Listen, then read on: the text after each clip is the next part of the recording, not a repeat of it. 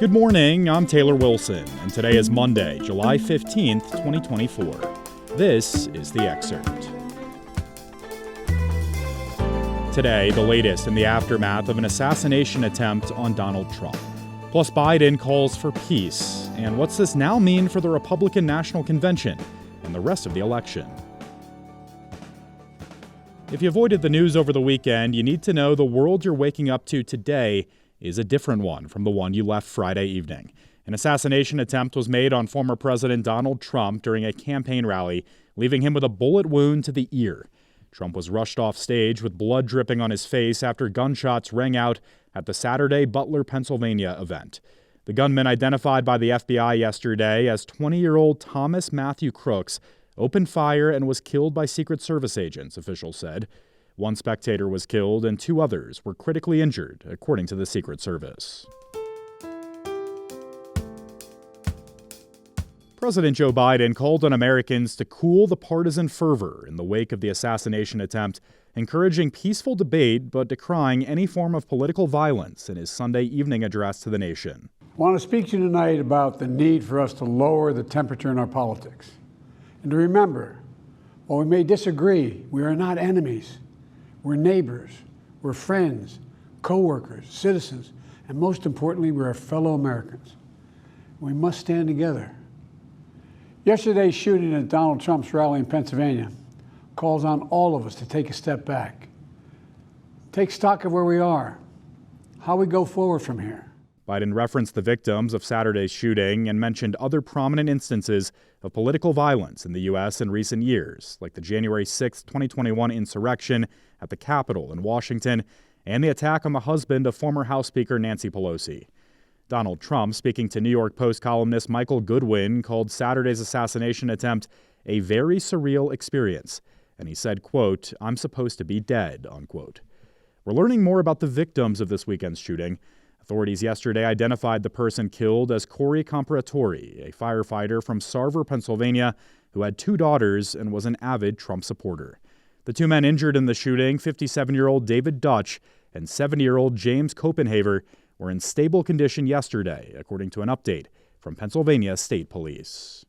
As for the shooter, he appears to have acted as a lone wolf using an AR-style rifle that was purchased by his father, according to FBI officials. In a call with reporters yesterday afternoon, FBI officials indicated they are still searching for a motive in the attack.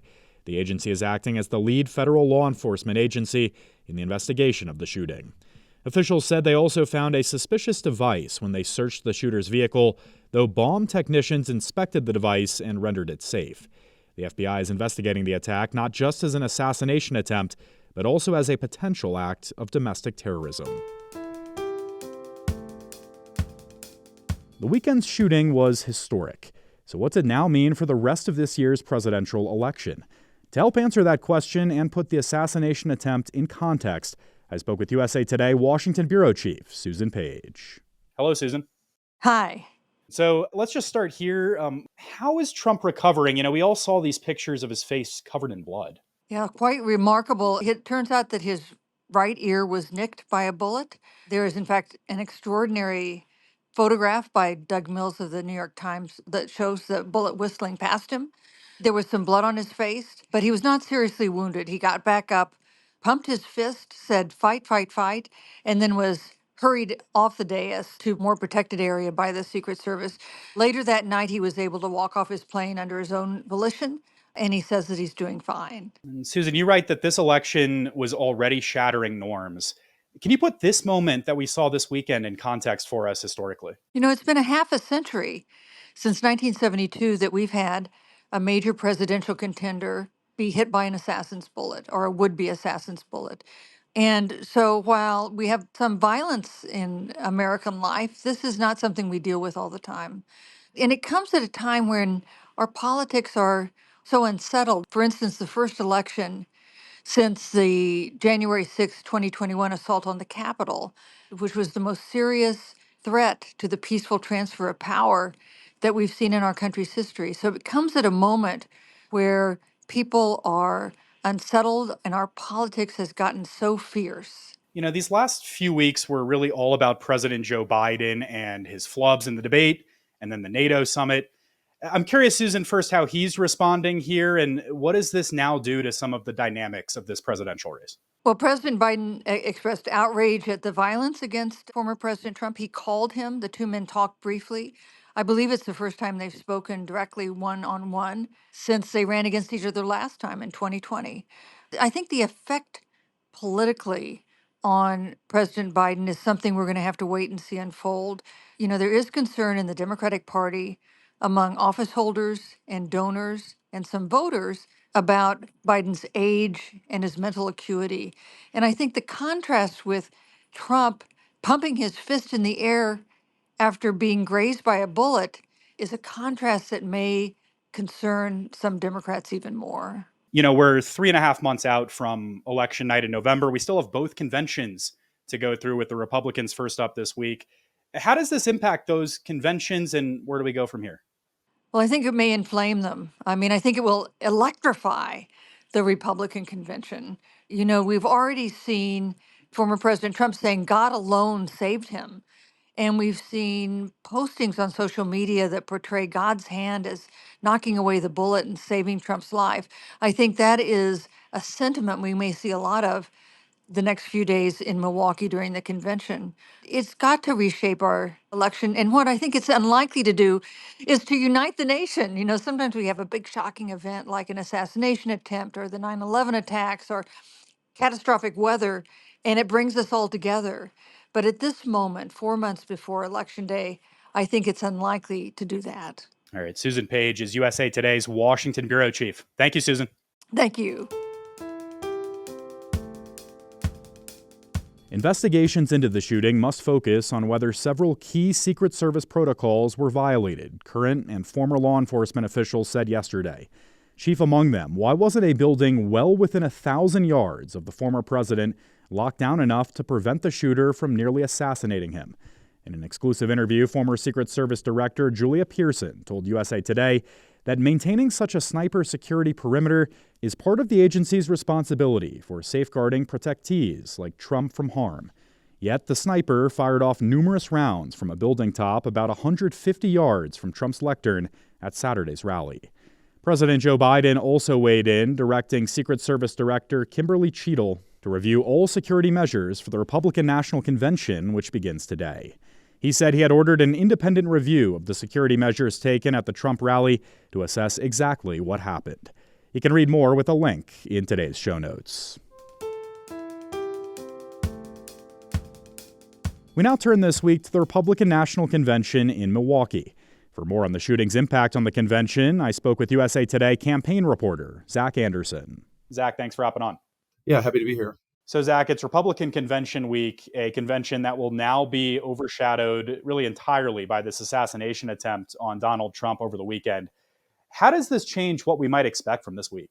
Yeah, I think that this turns what's sort of a routine political ritual into really a landmark moment for the country. This was really a shocking act of political violence. It's a historic situation, and everybody's really watching to see how people react. We've already seen some of the reactions start to pour out here. There's been a lot of bipartisanship, rare moments of bipartisanship in this country where we come together to condemn this violence, to try and urge people to calm down, to tone down the rhetoric. But there's also a lot of anger and starting to be some blame going around. Just in terms of the logistics, Zach, I mean, are there new security concerns that didn't exist, say, last week as folks were preparing for this convention? Yeah, I think everybody's going to be on heightened alert. Obviously, there's concerns that, something else could happen. I haven't heard exactly what the convention might be doing in terms of increased security. It is going ahead as planned. Trump will be there, and there's definitely going to be some tension, but things are proceeding ahead. Does this change any aspect of the actual delegate process this week, or will that be mostly business as usual? Yeah, not that I know of. I don't think the convention itself, the mechanics of it, are really going to change. I think what might change, is almost certain to change, is just what we're hearing from people, the tone of the convention, the substance of the speeches. Obviously, there's going to be a lot of rallying around the former president. That was going to happen anyway, but now there's really a lot of relief that this wasn't worse, that he survived and is able to carry forward like this. I think you're going to just see an outpouring of support for him. Yeah, I mean, on that note, just in terms of the atmosphere, you and I talked previously about this really being an all-out MAGA convention and celebration of Donald Trump. What does this shooting now do to his supporters and his base? It only turbocharges sort of the feelings around him. You know, he already had very strong support within the Republican Party. He's really consolidated his grip on the party. In 2016, when he had his first convention, that wasn't the case. There were still a lot of Republicans who were resisting Trump. Ted Cruz, even, he was his main primary opponent, went on the stage and gave a speech where he didn't even endorse Trump. There were some delegates who tried to rebel against him at that convention. At the 2020 convention, it was virtual and it really wasn't a real full-blown convention. This convention was expected to be this first full iteration of the GOP and how it has changed under Trump and his MAGA movement. And I think there will still be a lot of that. The speakers are really much more of sort of like MAGA celebrities and Trump loyalists, and not so much folks in the party who have been lukewarm to Trump.